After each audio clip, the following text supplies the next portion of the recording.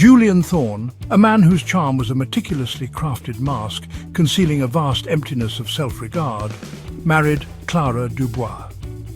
Clara, initially captivated by his apparent confidence and charisma, saw a strength she craved in his unwavering self-assurance. Their early months were a whirlwind of extravagant gestures and self-congratulatory pronouncements, orchestrated to position Julian as the undisputed star of their shared life. He showered her with gifts, expensive jewelry, lavish dinners, but each present felt less an act of generosity and more a performance.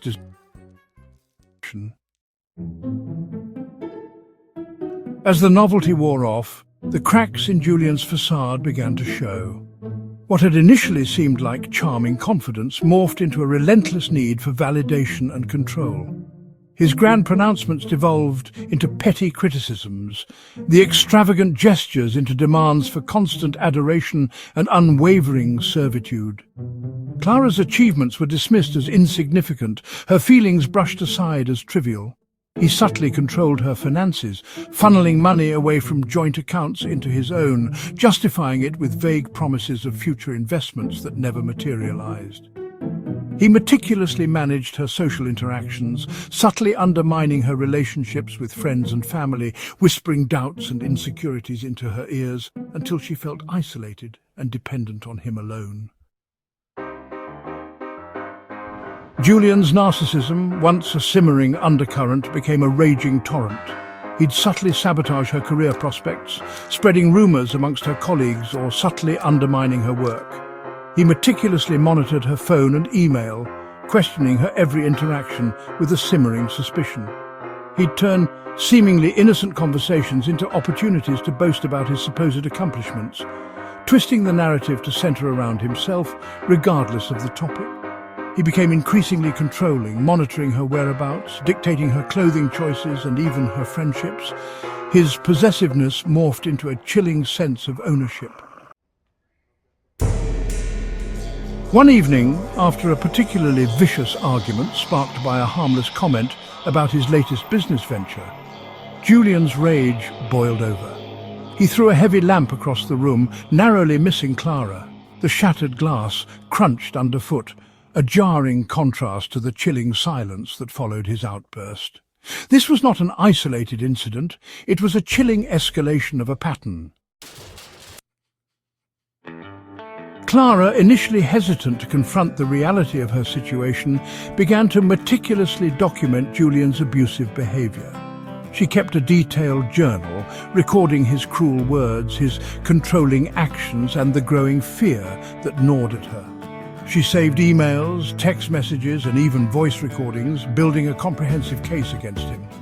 The accumulating evidence, coupled with the escalating fear for her safety, finally forced her to act.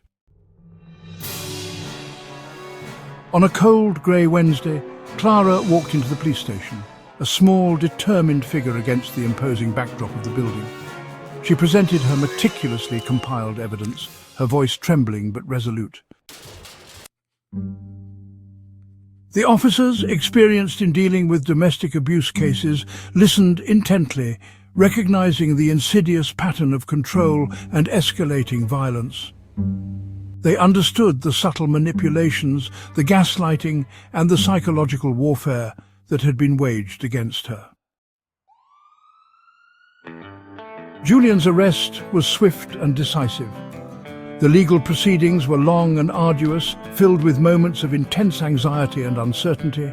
But Clara, bolstered by the support of a cautiously re-established network of friends and family, and the unwavering assistance of a dedicated lawyer, remained steadfast.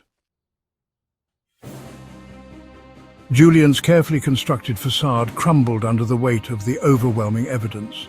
His narcissistic self-image couldn't withstand the scrutiny of the courtroom. The trial concluded with Julian's conviction on multiple charges, including domestic abuse and financial fraud. A restraining order was issued, barring him from ever contacting Clara again.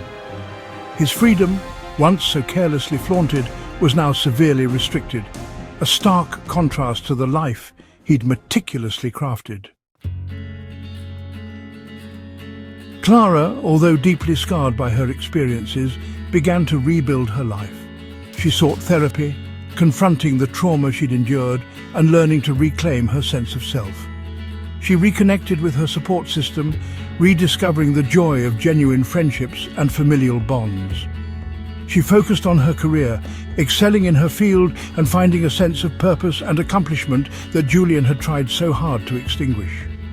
She found peace not in the absence of pain, but in the quiet strength she discovered within herself, a strength far more valuable than any fleeting admiration Julian could ever offer. The silence in her life was now filled with the sound of her own resilience, a testament to her journey from victim to survivor.